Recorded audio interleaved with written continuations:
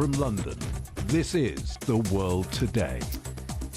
Hello, I'm Jamie Owen. Welcome to the programme. Our top stories: the race to escape Sudan. Efforts continue to try to extend the uneasy ceasefire between the country's two rival factions. Our other headlines: Russia won't get away with this. The warning from Ukraine's president after the city of Mykolaiv is targeted with a missile strike. Is the Black Sea grain deal heading for collapse? We're in Moscow to assess if it might be saved. And pandemonium in Shanghai. Yahya arrives home from Memphis for a well-earned retirement in China. Efforts by the African Union and United States to extend the ceasefire between the two warring sides in Sudan continue. The 72-hour truce is due to expire at midnight local time. The pause in the fighting allowed tens of thousands of Sudanese to escape the capital, Khartoum, and international governments to try to evacuate some of their citizens from the country. But many foreign nationals remain. Gunfire could still be heard in the capital, and reports suggest that fighting over the last 3 days has intensified in West Darfur. The violence that began 12 days ago has worsened the humanitarian situation with widespread water and power shortages. Well, let's talk now to our correspondent, Adel Al-Mourouki, at the border of Egypt and Sudan. Adel, what are you seeing where you are? Well, I'm here at Arqin land crossing. It's one of the two main land crossings between the Egyptian and the Sudanese border. Most of the influx of Sudanese people and foreigners coming to Egypt are coming through Arqin, the one that I'm in. So far, the Egyptian authorities have announced that at least 10,200 people have crossed the border from Sudan into Egypt. Among them are about 3,000 Egyptian, and the rest are Sudanese and international and foreigners who have been evacuated from Sudan either independently or through coordinated programs and efforts between their countries and the Egyptian government. Where I am, I'm seeing dozens of buses and trucks. Buses are here mainly to wait for citizens crossing out from Sudan and give them transportation to the nearest city. There are two cities that are the closest to this border. The nearest is Abu Simbel, and it's just about 150 kilometers away. The other major big Egyptian city is Aswan, which is about 300 kilometers away. And both of these cities have airports, which gives access to the Sudanese and the foreigners to access either reach the Red Sea and go through ferries and vessels, or to take a flight to wherever second location they're planning their headings to. And beside that, we have trucks loaded with trade goods, food and electronic supplies and construction material, waiting to get access to enter Sudan and deliver the goods inside Sudan. And there has been a great drop in the supply of goods, basically because Khartoum is the main industrial and trade hub. So other states where there is no fighting, but they have also still been affected by the drop in this trade because of the fighting. Adel, clearly the influx of refugees from Sudan is having a huge influence on neighbouring countries like Egypt, Chad, South Sudan. How well placed are these countries to deal with what's happening? How are they coping? Well, not so much, to be honest. When I spoke to people here, bus drivers and citizens, they've been complaining about the influx of people on the border, something that the border has never seen before. Drivers who are used to take this route to deliver and to transport people in and out from Sudan, they say they have never seen this magnitude of people crossing the border in a short time. And that also indicates the preparedness of countries like Egypt and, of course, and the other sides of the Sudanese border, like in Chad and South Sudan. No one has been planning for this sudden influx, and definitely no land crossing has the infrastructure to accommodate all these people. People say that they've been there. Some have been standing on the borders for days, several hours to say the least. There's a lack of food and drinking water because of the pressure on sanitation and sewage system Some of them are collapsing in these three countries, and therefore, and as they are remote areas, they don't have direct access to any kind of services. As I told you, for example, Arqin here in Egypt is 150 kilometers away from the closest city, and it's a small town. It's nothing major, and therefore the services are quite limited. And 300 kilometers away from the closest major city where there are full services around there. So it is a big challenge for the countries as well as the people inside Sudan trying to come to one of these three countries. Adel, thank you for that. Our correspondent Adel Al-Marouki on the border of Egypt and Sudan. Well, what about the situation inside Sudan? Let's talk now to our correspondent Naba Moeddin in the city of Madani, which is about 130 kilometers from the capital, Khartoum. Naba, give us a sense of the situation where you are. What are you seeing? How are people coping?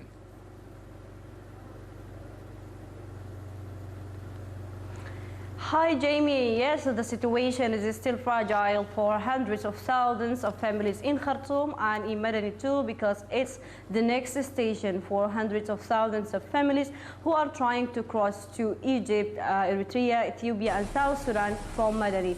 There is other routes take people, or shorter routes take people to Egypt, but everybody who lives in South Khartoum or Southeast Khartoum, Madani is closer, even if the route for Egypt is longer, but it's safer than Omdurman route. People here are also in need for shelter, water, medicine, food, and of course fuel, because most of the central operations or the services are Khartoum centered.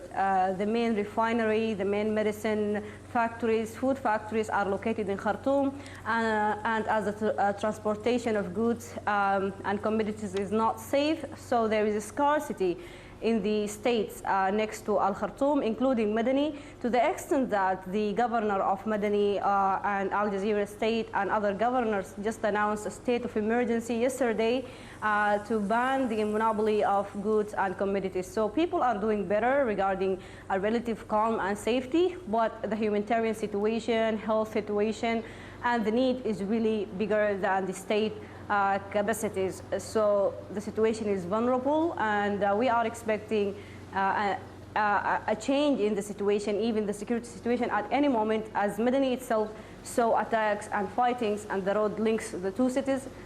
It witnessed attacks and fightings in the past few days. Now, but the ceasefire is due to expire in a few hours. I mean, is there any hope, really, realistically, for an extension of the ceasefire? What are you hearing from the army and the RSF? Actually, the issue now and the battle now is the battle of communiques. Whenever the army confirms that they are agreeing on a ceasefire and the RSF follow them on the confirming the ceasefire, we see a collapse of it. We don't know who is not willing to go with peaceful solutions, but we know that whenever they announce a ceasefire, it collapses immediately, and the fighting continues. As I'm speaking to you right now, there is fighting going on in Omdurman, Bahri, Eastern Nile City, while there is negotiation talks, an initiative by South Sudan and other African countries. And the military said they already agreed on that initiative, and they will send an envoy or a delegation from the military, while the RSF said they don't agree on this. And then we hear that the Ministry of Foreign Affairs denied any involvement in the negotiation talks. So the battle right now is a media battle, and everybody is denying and confirming within hours. So there is confusion in the scene, and we don't know whether this ceasefire will hold this time, or any of the parties is willing to proceed with the peaceful talks and negotiations and solutions. Naba, thank you for that. Our correspondent Naba Moeddin in the city of Madani. 130 kilometers from Khartoum.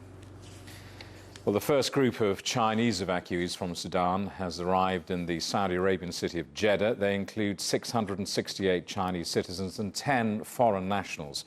China's Navy has mobilized 2 warships from the Gulf of Aden to carry out the operation.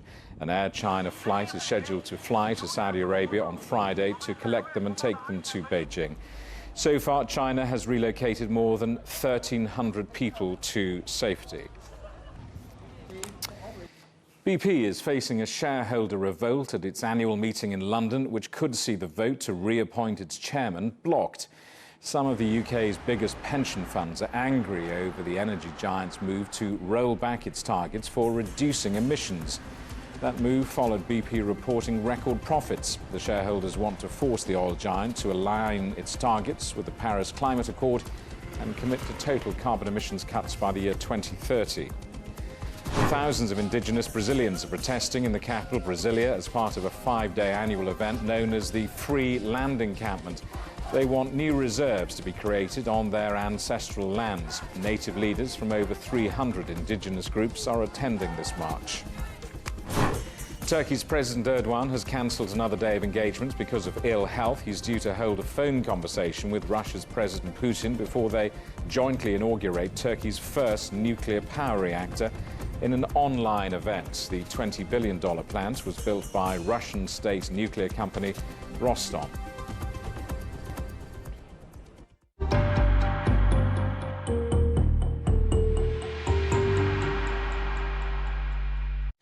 Russia won't get away with this. The warning from Ukraine's President Volodymyr Zelensky after the city of Mykolaiv was targeted with a missile strike. At least one person has been killed and dozens others injured, including a child. A house, apartment block and historical building were damaged. Moscow has denied deliberately targeting civilians during its military campaign. Let's talk to our correspondent Shelby Wilder in Kyiv. Shelby, what's the latest, first of all, on the fighting? So we have heard overnight, as you mentioned, Jamie, that attack in Mykolaiv, and separately also we know that a Ukrainian journalist was killed late yesterday in the southeast of Ukraine outside the city of Kherson. His Italian colleague, also a journalist, was wounded when Russian snipers opened fire on them from across the Dnipro River. Now, both of these journalists had covered the conflict extensively, and it's reported that they were clearly marked with press signs on their helmets and bulletproof vests at that time. Otherwise, relating to the fighting in Ukraine, today we heard NATO chief Jens Stoltenberg in Brussels say that the majority of promised combat vehicles from NATO allies and partners had arrived to Ukraine. This included over 1,500 armored vehicles, 230 tanks and large quantities of ammunition.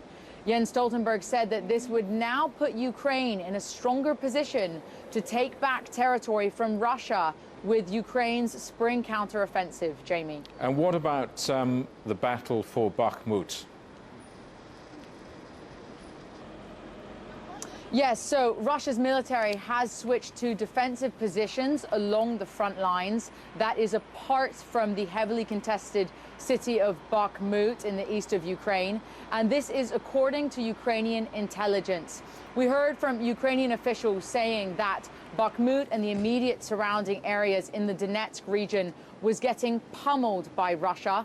And just within the last 24 hours alone, Russian forces had attacked Bakhmut over 324 times with artillery strikes and other weapons, including rocket launchers. And we heard a spokesperson from Ukraine's armed forces say that they believe Russia is essentially trying to level all buildings in and around Bakhmut, and that's because Russia does not want Ukrainian forces to try and use these buildings as fortifications. And otherwise, Ukrainian military officials have referred to this move by Russia as, quote, Syrian tactics, end quote, saying that they believe Russia is trying to essentially level everything in sight in that city of Bakhmut in the Donetsk region. Jamie. Shelby, thank you for that. Our correspondent Shelby Wilder in Ukraine. You're watching CGTN. Still ahead, the bare necessities. Welcome home, Yaya. We'll meet the people who've travelled long distances to greet the Chinese panda.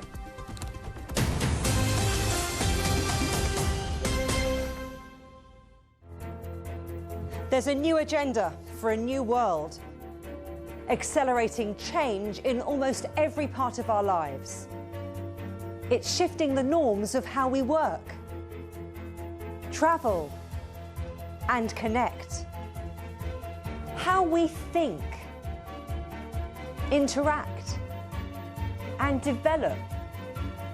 It's a new reality, a new agenda with me, Juliet Mann.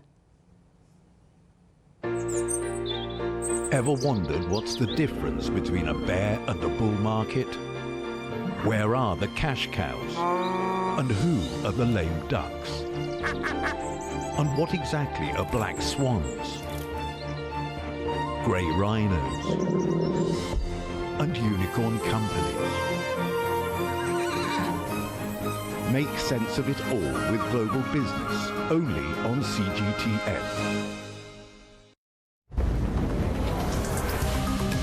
This week on Razor, growing insects for animal food. And walking again with the help of a wearable robot. Yes! I stand up again. How does that feel? I feel better and I feel like you. I feel my body and I feel again like a normal person.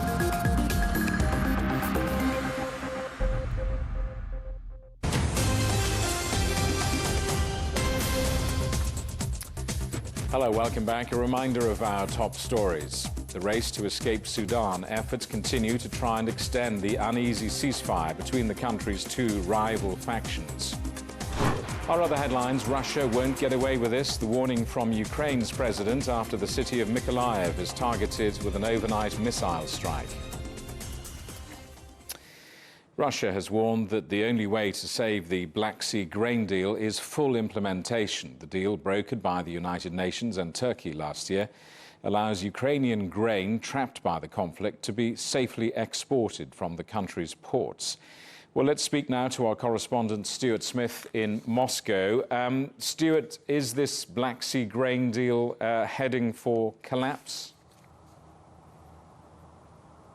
It might be. The Russian Foreign Ministry is not saying yet either way, although we are getting signs here in Russia that it is the direction this deal is going. Maria Zakharova, the Foreign Ministry spokesperson, said on Thursday that they have been given a package of proposals by the United Nations Secretary General, which the various relevant departments here in Russia will be studying to see if there is a way forward for this deal.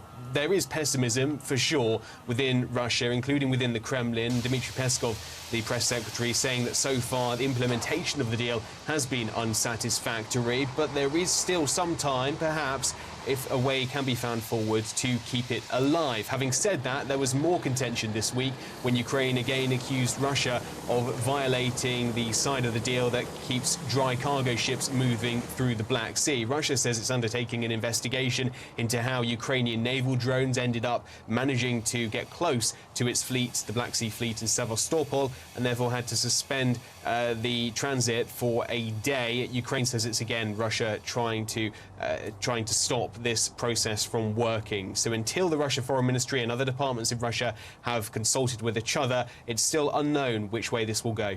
And any reaction from the Kremlin on the phone call between the presidents of China and Ukraine? Yeah, a little bit more detailed. For example, the Kremlin said it's a sovereign matter for China and Ukraine as to what's discussed and the possibility of phone calls between both leaders. The Kremlin said that Russia welcomes anything, any discussion that can potentially bring an end to the conflict in Ukraine, but did say that would have to also fulfill Russia's goals for its special military operations. So no kind of compromise suggested by the Kremlin. The Russian Foreign Ministry also had a little more to add on Thursday. It said that it saw general similarity between the Chinese provisions from that policy document published by China in February and Russia's position, but insisted it's Kiev getting in the way of any further diplomatic progress, again alleging that Ukraine is blocking talks on the issues. Stuart, thank you for that. Our correspondent Stuart Smith in Moscow. Well, the next G7 meeting in Japan in May looks set to be rather contentious. China has accused the United States of violating international trade rules as it tries to dominate the microchip and semiconductor markets. The United States has leveled similar accusations at China. Now, President Biden is reportedly getting an executive order ready to try and cut off Beijing's access to the most advanced equipment. Our correspondent Owen Fairclough reports. It's official. Micron is coming to central New York. The US computer memory and storage company, the latest manufacturer to bring some production back home, with a new factory announced for New York State, with 50,000 jobs and up to $100 billion of investment, helped by government incentives aimed at reinvigorating American computer chip production. Artificial intelligence. But Micron Technology is now on the front lines of a deepening trade battle between the US and China. 美国为了维护自身的霸权私利，强推脱钩断链。 In order to safeguard its own hegemonic self-interests, the United States has forcefully pushed for decoupling, and it does not hesitate to coerce its allies to cooperate in containing China, which seriously violates market economic principles and international economic and trade rules. 不得人心，中方坚决反对。 Beijing reacting to reports that Washington is pressing South Korea not to fill any supply chain gaps should China ban Micron following a national security review of its products. Washington's overtures to Seoul are considered part of a strategy to limit China's access to the most advanced chips and semiconductors, and it follows bipartisan moves by US lawmakers to ban, or at least restrict, the hugely popular Chinese-owned social media app TikTok, amid claims denied by Beijing that it's being used for spying. The US has already persuaded Japan and the Netherlands to stop selling China critical equipment for making microchips and semiconductors to power next-generation technology. According to US National Security Advisor Jake Sullivan, given the foundational nature of certain technologies, such as advanced logic and memory chips, we must maintain as large of a lead as possible. But the US Chamber of Commerce is warning that American companies risk becoming the collateral in this escalating struggle for technological supremacy. Owen Fairclough, CGTN, Washington. Inflation, a tech downturn and a banking crisis have all resulted in a rather turbulent start to the year for the United States economy, and that's led to massive layoffs around the world as business looks to try to cut costs. Our correspondent Mark New reports. So far this year, tech companies have laid off roughly 170,000 people around the world. So the layoffs were tied, one, to the overstaffing, and two, to the impact of inflation and higher prices, which is causing less demand for PCs and consumer devices and even telecom devices. Amazon recently announced it will be laying off 9,000 employees, while Meta will cut 10,000. During their first wave of cuts, Meta did not extend the contract of IT technician Daniel Gonzalez.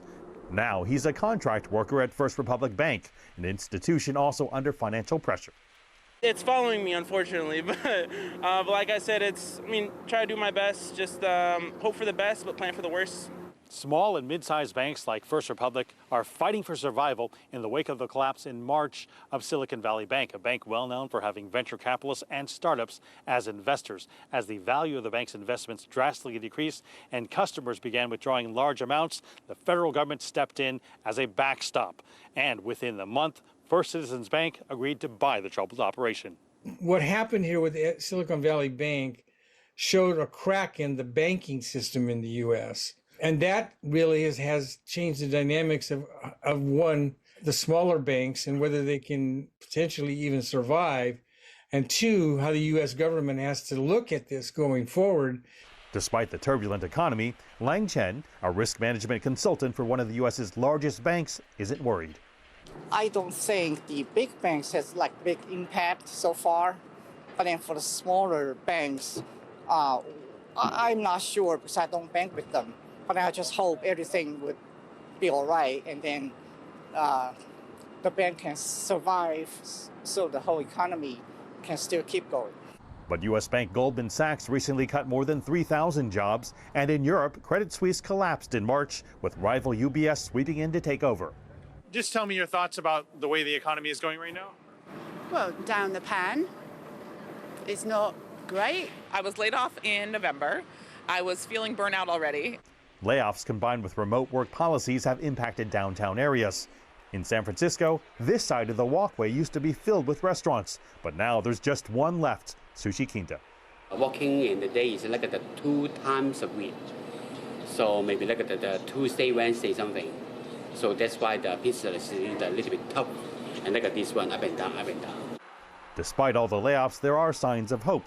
The latest U.S. jobs report shows the U.S. economy added 236,000 jobs in March, with the leisure and hospitality sectors showing the biggest gains. Mark New, CGTN, San Francisco. Yaya, the giant panda, has at last arrived back home in Shanghai after spending 20 years at Memphis Zoo in the United States. Our correspondent Chen Yilin reports. Right behind me is the Shanghai Pudong International Airport. So Yaya, the giant panda, has just landed in Shanghai after a nearly 16 hours flight. So since this morning, many Chinese netizens have been following her trip back home.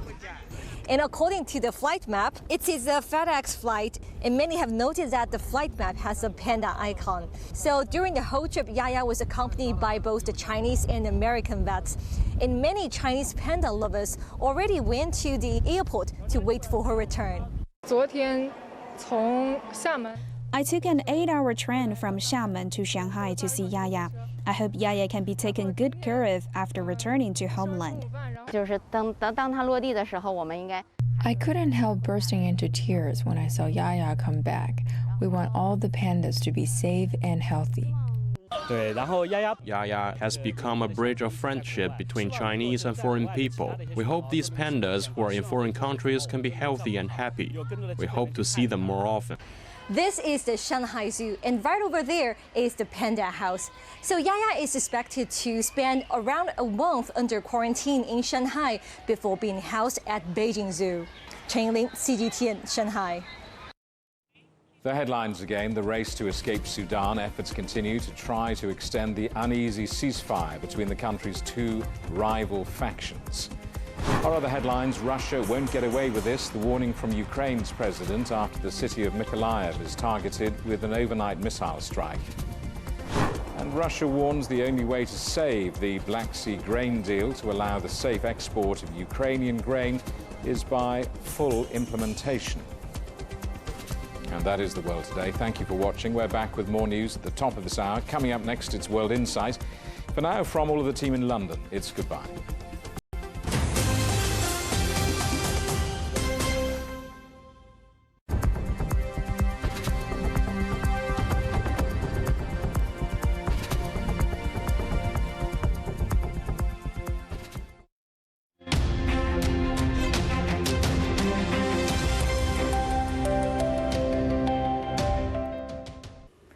Hello and welcome to the weather forecast. I'm Tierney. Well, over to Europe. Wet weather will continue here from UK all the way towards into Germany this Friday. And notice that possible winter mix is likely to fall here across the areas around the Alps as temperatures will become much colder.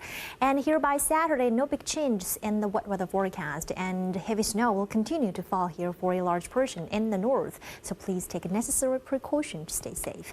About business and travel, clear skies for Copenhagen with a high 14 degrees Celsius on Saturday, and some showers to sleet for Helsinki with the overnight low temperatures about 2 degrees Celsius. So please put on an extra layer during the morning and evening hours to stay warm. Temperature-wise, for the majority of UK, France and Germany will see an uptick in temperature as of Friday, and then some cooler temperatures will be coming in as we head into this weekend. So please dress up accordingly. About business and travel, showers for London with a high of 20 degrees Celsius, but notice that the temperatures difference between the highs and lows will be rather big, even above 10 degrees Celsius, so please dress up accordingly. And down in Madrid, we'll see partly sunny skies in the morning hours with a high of 31 degrees Celsius. And for other major cities across the central portion of Europe, showers for Berlin in the morning hours on Saturday, and a high of 19 degrees Celsius is in the forecast for Vienna. And that is all from me. Stay tuned for more Sit Forecast.